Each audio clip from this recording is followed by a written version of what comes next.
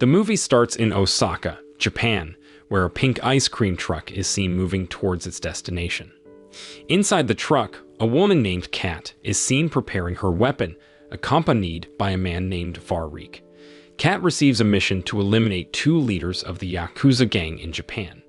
Before starting her mission, Varik gives Kat her favorite soda drink called Lemon Boom Boom. Upon reaching the location, Kat gets out of the truck and confronts 2 guards. Taking advantage of a distraction, she swiftly eliminates them. Then, Kat searches for a suitable place to carry out her plan. Shortly after, Kat spots one of her targets emerging from a car, ready to act upon Varik's signal.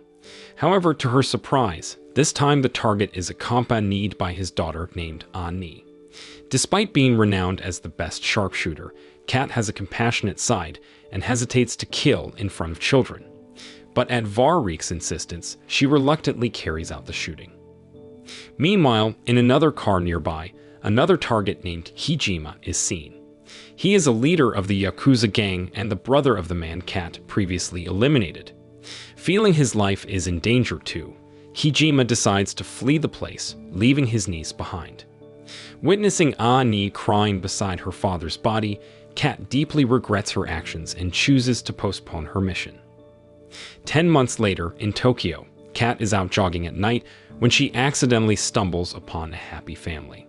This encounter prompts Kat to contemplate retiring from her dangerous profession.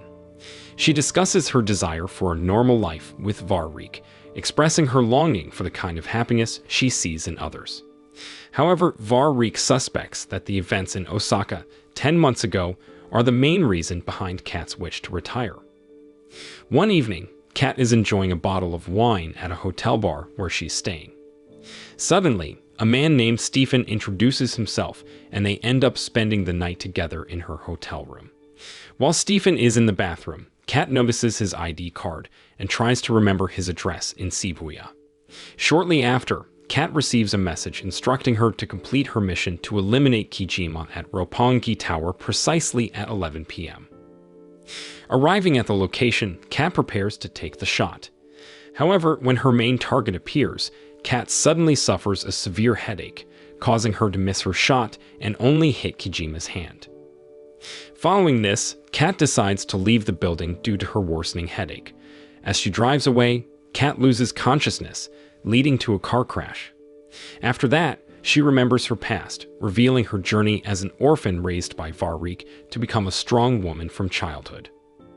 Upon regaining consciousness in the hospital, Kat discovered that Stephen had poisoned her wine with polonium. Remembering Stephen's address, Kat planned revenge against him. She forced a doctor into providing a stimulant serum to counter the poison in her body. Not long after, Kat confronted Stephen, who confessed that he was ordered by a nightclub manager named Kazuo Sato, a subordinate of her previous target, Kijima. Afterward, she reported the incident to Varik. Seeking more information, Kat asked Varik about Kazuo Sato, learning that they often gather at a place called Black Lizard. Before taking action, Kat stopped by a convenience store to buy a flashlight and sponges to use as a silencer for her pistol. At Black Lizard, she immediately shot one of the Yakuza members, but soon she ran out of bullets, leading to a confrontation. After dealing with the Yakuza members at the location, only one remained. Kat extracted information from him, learning that Kijima's niece, Ani, would likely know his whereabouts. He also revealed Ani's current location, where she was attending a concert. Arriving at the concert, Kat recognized Ani as a girl she had seen during her previous mission in Osaka. Outside the concert, Kat instructed Ani to call Kijima, but Ani didn't have his number. Ani then suggested Kat meet Kijima's chief advisor, Renji, instead. While Ani called Renji, Kat took the phone and told Renji that she had kidnapped Ani. She demanded Renji meet her at Murakowa Market in an hour. Kat then took Ani to the bathroom, where she decided to change her appearance by cutting her own hair. Finally, before meeting Renji, Kat locked Ani in the bathroom. At the same time, Renji dispatched his subordinate, Shinzo, to rescue Ani from Kat's kidnapping attempt. Upon meeting, Kat questioned Shinzo about Kijima. Meanwhile, Ani struggled to free herself from the tape, but Shinzo intended to kill her instead. Kat intervened, prompting her to remember her memories when she was an orphan in the past. Finally, Kat took Ani along, where she learned from Ani about Renji's whereabouts and his current role replacing Ani's deceased father in Osaka. Unaware of Kat's involvement in her father's death, Ani invited Kat to meet Renji's lover, Jojima. Upon arriving there, both of them worked together so that Kat could sneak into the place. At Jojima's place, Ani was splashed with Jojima's blood, instantly recalled her father's death in Osaka. They then searched for clues and found Renji's whereabouts through Jojima's phone. After learning Renji's route, Ani intercepted his car and Kat immediately asked about Kijima's whereabouts from Renji. Shortly after, Kat learned that Kijima usually goes to his family when he was missing. Shortly after, they both headed to find Kijima. Before departing, Kat contacted Varric to let him know she had found Kijima.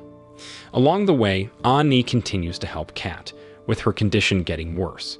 When they arrived, Kat instructed Ani to leave and forget everything she had witnessed that day, reassuring her that she could still have a normal life like other children her age.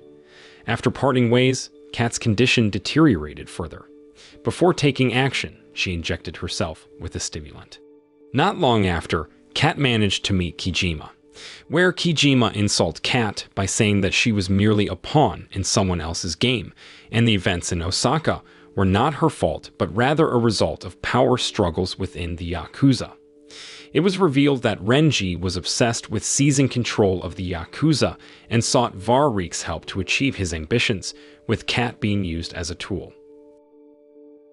Meanwhile, Varric arrived at the place and they had a discussion.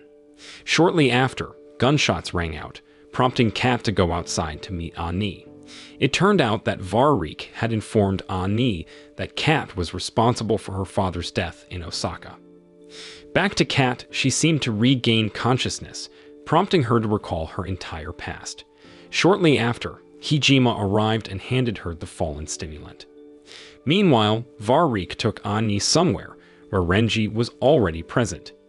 Varric then accused Renji of poisoning Kat without his approval, while Renji defended himself, explaining that he did so out of fear of his involvement in Ani's father's death would be exposed. On the other hand, Kat and Kijima were in a car where they were on their way to pick up Ani. Kijima then offering Kat her favorite drink, Lemon Boom Boom. Upon reaching their destination, Kat entered with Kijima's subordinates. At the same time, Varric, aware of Kat's arrival, instructed Renji to deal with Kijima. At the same time, Kat managed to locate Ani, who was being held captive by Varric. Here, Varric explained to Kat that she was an essential part of the system he controlled, making her life was not her own. In a dying state, Kat apologized to Ani, where she forgave her. After hearing that, Kat slowly closed her eyes.